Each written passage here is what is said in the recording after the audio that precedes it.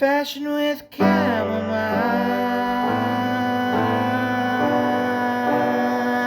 Gonna see what's back in style. Polka dotted twee folk, welcome to the video where I search for whimsy again in the little things and share with you a style guide for every Francophile. My name is Kate, and today I want to do a video about French Yeye girl style and do kind of a style guide for that aesthetic. Picture this. Faded blue eyeshadow, a half-full bottle of red wine, and an old Sylvie Vartan record playing from across the room. If seeing an old photo of Jane Birkin wearing a basket as a purse has ever tempted you to try French girl style, then this is the video for you. Okay, so there are many twee girl inspirations that we're going to be focusing on today. I'm going to go through each one, and I'm going to go through some of the things I like about their styles, and then we're going to go through each of the films that I love from this movement and from the French New Wave movement, and then through the songs, and then maybe some outfit staples, and maybe even how to do French girl makeup and hair. Okay, so the French girl inspirations. We're going to start off with my favorite of all time, Anna Karina, which isn't a surprise if you know me because I've been talking about her on my channel like crazy. I love her style. There's so many pops of red. Everything I love about her style is the epitome of French girl style. There are red cardigans, sailor collars, shift dresses, ballet flats, blue eyeshadow, winged eyeliner, like the bangs, everything is just so perfect on Anna Karina. So she's definitely one of my biggest inspirations in this look, in this style. The next one is Jane Birkin. I love, of course, the basket. As you can see behind me, I have my Birkin basket, which is my prized possession. And if you know anything about Jane Birkin, her basket was actually destroyed by Serge Gainsbourg, which I think you might know my feelings towards Saint Serge Gainsbourg, but oh my gosh. That is the worst thing I can possibly think of to do to your partner, is to destroy their basket.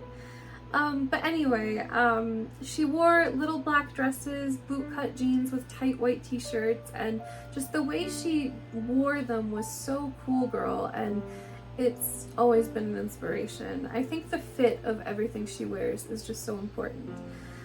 Catherine Deneuve, she was from a lot of famous French films, and she wore lots of pea coats, trench coats, black bows in her hair. She wore pussy bow collars and a lot of really adorable silhouettes. Brigitte Bardot, aesthetics only, because she was a bit problematic, actually a lot problematic in her beliefs, but she had really pretty hair. Don't know if that helps anything. She would wear gingham capris. She just had a very cool style, even though she wasn't a very good person. Sylvie Vartan wore shift dresses, baby doll dresses. She had beautiful blonde hair with that like sprung out, and it was very like had the slightest curl in it, and with adorable bangs and buggy sunglasses, Peter Pan collars. And then finally François Hardy. She wore tweed skirts, black turtlenecks, knee-high boots, page boy hats, just was essentially such a cool French girl. I did have to drink some water for a second. Okay, I'm refreshed. So some of the famous directors from this new wave period were Jean-Luc Godard, of course, Éric Rohmer, Jacques Rivette, Claude Chabrol, what is his name? The one who did Jacques Demy, and Agnes Verda was my favorite. She was so cool. She is so cool. Has she passed away? Yeah, she did pass away. Oh, that's sad.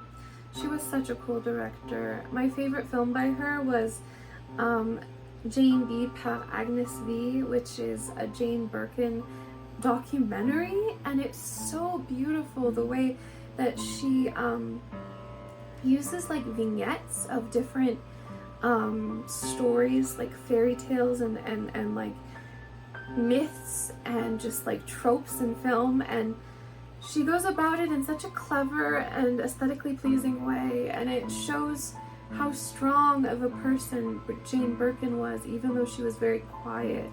Like, she's a very serene, soft person, but behind that is so much strength. So I admire her so much. So I loved that documentary. A few other of my favorite films, I'm just going to list some of the films from this New Wave period. My favorite, of course, is Une Femme est une Femme, which I've talked about several times. I did a whole video about it. It's just so cool. What I love about it, even though it's kind of sexist, is that it's just like, basically, Anna Karina knows that the director only sees her as an object, but she's more than that, and she shows that she's more than that, even though the director is very one-dimensional in how he portrays her. It's like she's showing so much more than he's letting her, and it's frustrating, but it's also like, you can see it. You can see how much she's overshining him, and she's such a beautiful soul. So yeah, I loved that film. Breathless is a classic. It was Jean-Luc Godard's first film. It's kind of a, I would say, film noir almost. It's a mystery, well, not a mystery, it's a crime thriller almost. Well, yeah, it is. It's a crime thriller. The next one is The Umbrella of Cherbourg, which is the most colorful film ever. There's these beautiful wallpapers in it that are bright blue, and the love story is very similar to La La Land. It's what inspired La La Land, and it's so much more heartbreaking than La La Land.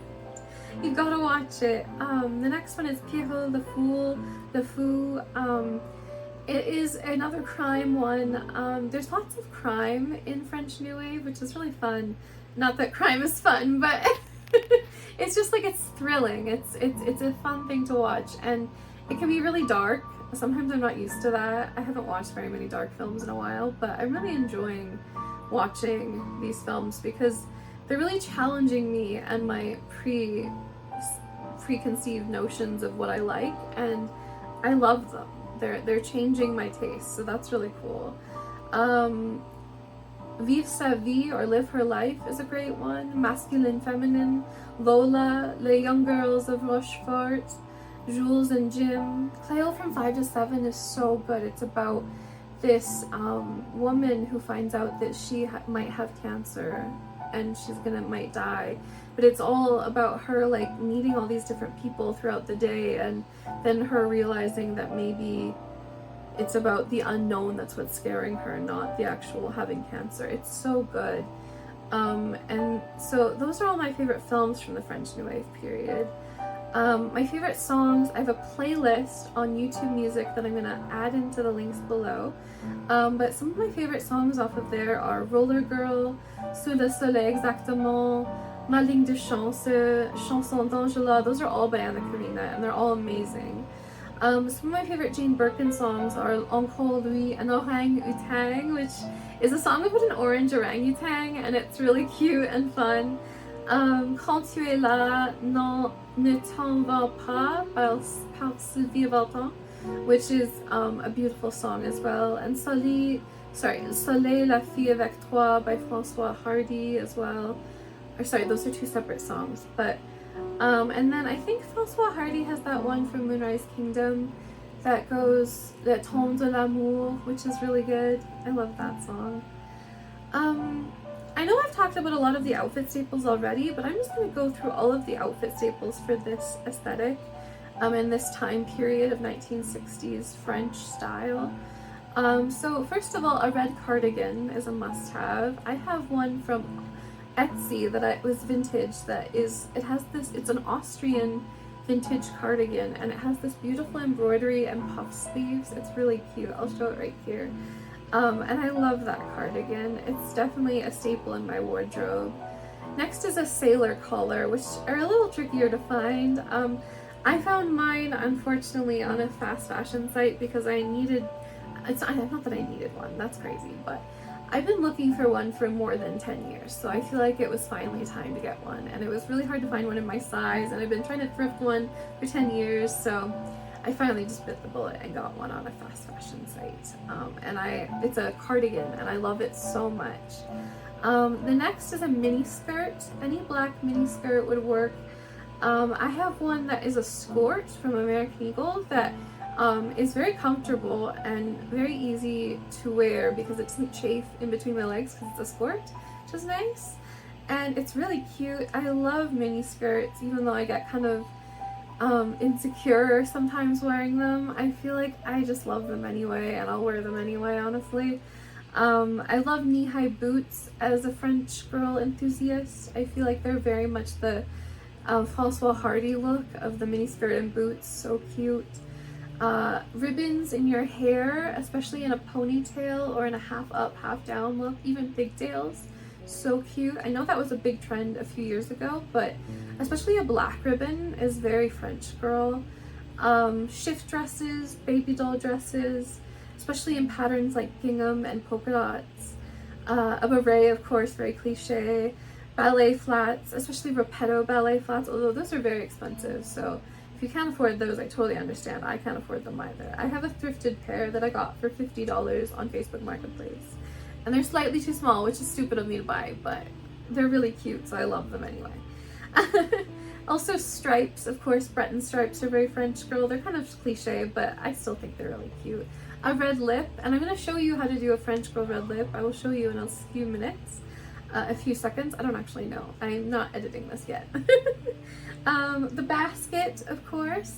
A black mini dress, Peter Pan collars on everything. Good thick denim is very important. A trench coat and white frilly blouses. And those are all the essentials for French girl style. I'm going to show you how to do a French makeup girl look right here. Hi, so I'm going to show you how to do a red lip, a French girl red lip.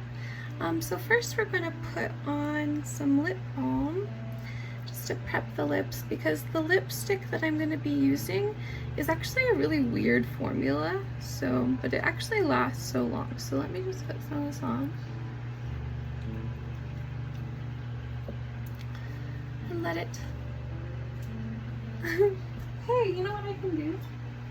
I can fan it with this. I love doing that with my makeup. It makes me feel like such a chic lady. Like a fancy old adult lady. Which I am, but I don't know why. Anyway, so this is my palette. This is by Rouge. It's the Powder Signature palette. I got this so long ago, and it looks like this. And I'm going to be using these two colors on the bottom that are very used. I'm going to be kind of combining them together, and I'm going to be putting them on my finger, clean finger, and then just blotting it into the lips. And you can make this as subtle or as bold as you'd like.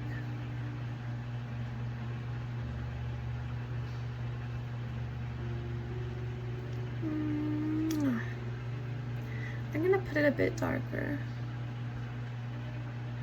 because I like quite a bold red lip. I think it suits me. But what's great about this palette and this kind of applying is it creates like a blotted look, and then it's getting on my teeth, so you gotta do this. I'm gonna wash my hands after, but you know what I mean. There we go. And then you can put lip balm over top of it to make it look more like glossier, or like a lip gloss on top, but I kind of just like it looking like this. And that's it. It's very simple how to do a red lip, but it's just about blotting it on, because it lasts so much longer all day for me if I blot it on rather than just applying it with the tube. And I don't know if that's like a known tip. I'm sure it is, but I'm gonna say it anyway. So yeah, that's how you do the French girl red lip.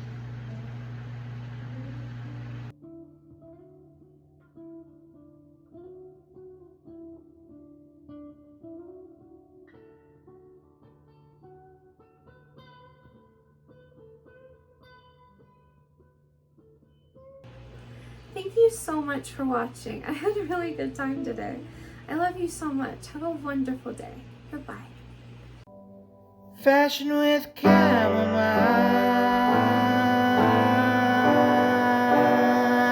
Gonna gonna see what's back in style.